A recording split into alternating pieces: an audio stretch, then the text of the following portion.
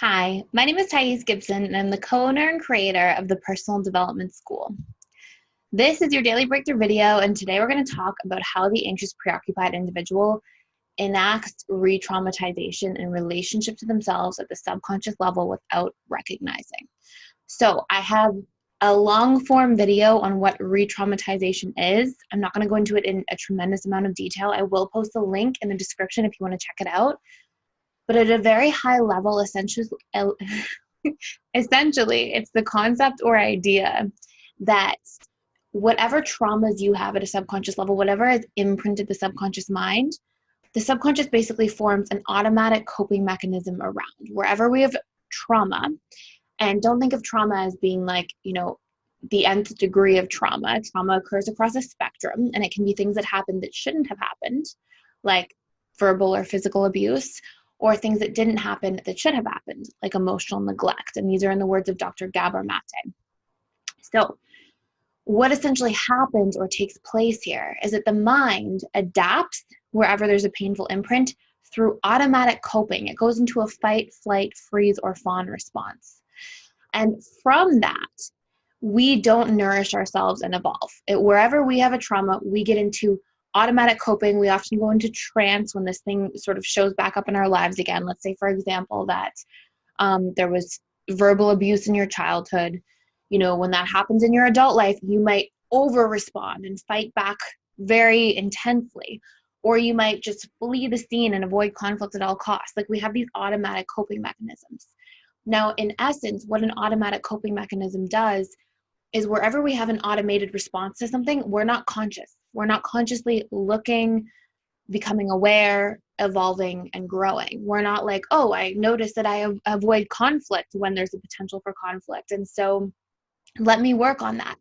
We are too busy avoiding the conflict and fleeing the scene, and we get into storytelling about how scary that conflict was, or what bad things could have happened, or why that happened the way it did, and what we should have done differently, and we get into these old stories. Now, the reason for this is because the mind gets into what I like to call reprojecting. It's like wherever we think that something could occur, because the subconscious mind has a memory related to that experience from the past, and because the brain is an association-making machine, we go into this space and we're like, oh my gosh, the conflict might happen, and we get lost in stories and feelings from the past that are programmed and being brought up into the present, because the subconscious mind stores all memories ever, and it keeps most of the emotion intact. Yes, the subconscious mind consolidates memories. Sometimes they can be shifted over time, but as a general rule, the things that have strongly emotionally imprinted us have an impact on how we consolidate memories as well. So what does this all mean? So what essentially happens is where we have a trauma, we are often like reliving or recreating these traumas in the relationship to ourselves on a regular basis. Really simple example, which you'll hear in the video tomorrow about the dismissive avoidant. If there's emotional neglect in the dismissive avoidance childhood, they grow up to emotionally neglect themselves, right? They don't have a model of behavior for how to meet those needs or how to break that pattern. If somebody is made to feel not good enough in childhood, often they carry that narrative and the story of themselves at a subconscious level. And they're constantly retelling the story or fearing that somebody might think they're not good enough. But as soon as that fear is alive and running, it's further imprinting the subconscious mind, because the subconscious is programmed through repetition plus emotion. So if I'm telling the story of how I'm not good enough and smart enough and cool enough and funny enough and good looking enough and all these things, then I'm just re-traumatizing myself. Okay, so that should make hopefully a lot of sense. So how does this show up for the anxious preoccupied individual specifically? So I'm going to dive into all of this. Before I dive in, I have a tremendous amount of reprogramming courses for this stuff in the Personal Development School. I would, especially for an anxious preoccupied, if you're watching this, dive into the Advanced Anxious Preoccupied Attachment Style course and the Subconscious Reprogramming course, because it's the fast track to literally creating change of your attachment style, feeling safe and secure, and breaking down some of these really painful patterns. So the coupon code, we're still doing a sale, is with you. It's all one word. I'll put a link to it in the video. Let's talk about the anxious preoccupied specifics for retraumatizing. What they often do, and what shows up most prevalently, I would say, is like one of the major factors, and we talk about this a lot in the school, is ignoring the relationship to themselves. So what's the wound? The wound was inconsistency in childhood, but that created, it wasn't the good stuff that created the wound when there was consistency, or when there was the positive part of that inconsistency being the oscillation from positive to negative. So it wasn't that part that created the trauma, right?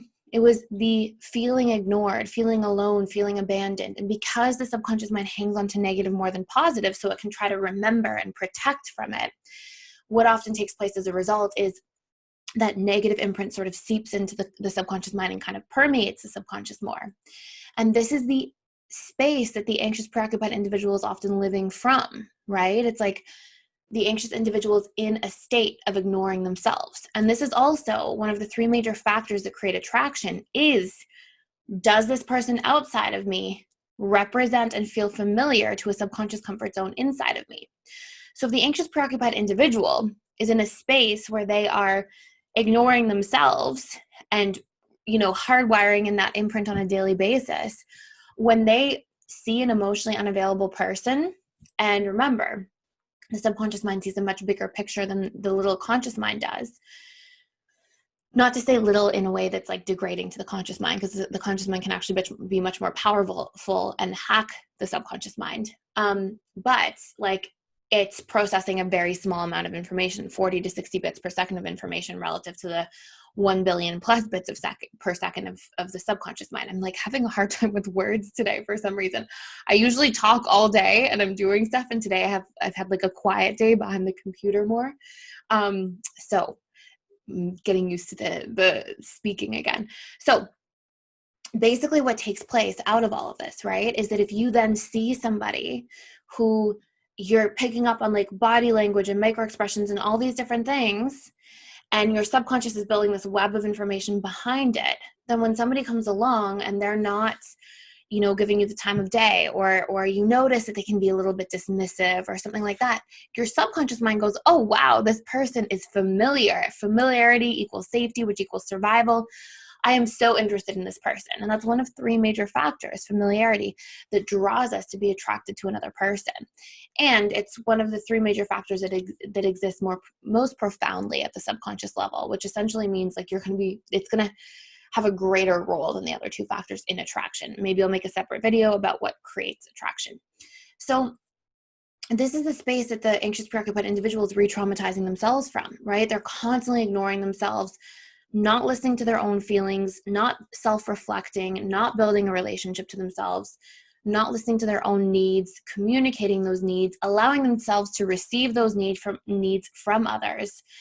And so as a result of all of this, they often end up in this space where they keep seeking so excessively outside of them because there's no bucket of love and connection being felt inside of them. And this is like really a large part of like the essence of anxious preoccupied attachment style, and how this wound and how this style has sort of stayed around for so long. So it is extremely important for this individual to start that self-reflection and break that pattern.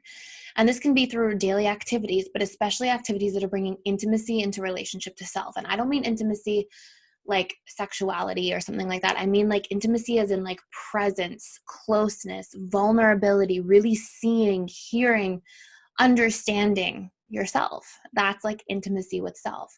And so these are things that often the anxious preoccupied is out of touch with, along with boundaries, disowning themselves when it comes to setting boundaries, or if they feel like something has been crossed. Often an anxious preoccupied won't speak up. Sometimes they will, but I would say vast majority of the time they're not.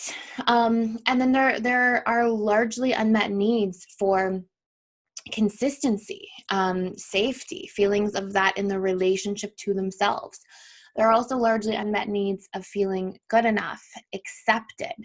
And often the anxious preoccupied individual is retelling those old stories. I'm not good enough. I'm going to be rejected. And so that needs to be equilibrated and reprogrammed on the other side. I'm accepted. I am enough. And you need to have specific and proper reprogramming tools to help you see that about yourself and learn that about yourself so that you can proceed. So there are honestly a whole bunch of other ones, but I'm not going to get into them too much in this video. But what I recommend is taking a moment, if you're the anxious preoccupied individual, sitting down and asking yourself, what are the biggest unmet needs I had in my childhood? okay, and making like a list. And then what are some strategies to get these needs met in my adult life? And then making a list. And having a go-to list for strategies or rituals or habits of self-connection so that you can start showing up for yourself in that area.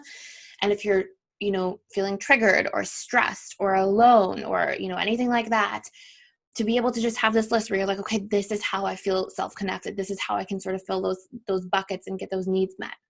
And I would also try to witness what stories you're often telling yourself. Are you often telling yourself the story, I'm going to be alone, I'll be abandoned, I'll be unloved, I'll be rejected, not good enough? Like, see what shows up for you regularly. And try to practice cognitive reframing in terms of those stories. And if you've watched previous videos I've done on reprogramming and different skills and tools, we do have a reprogramming course that has 21 reprogramming hacks inside of the school.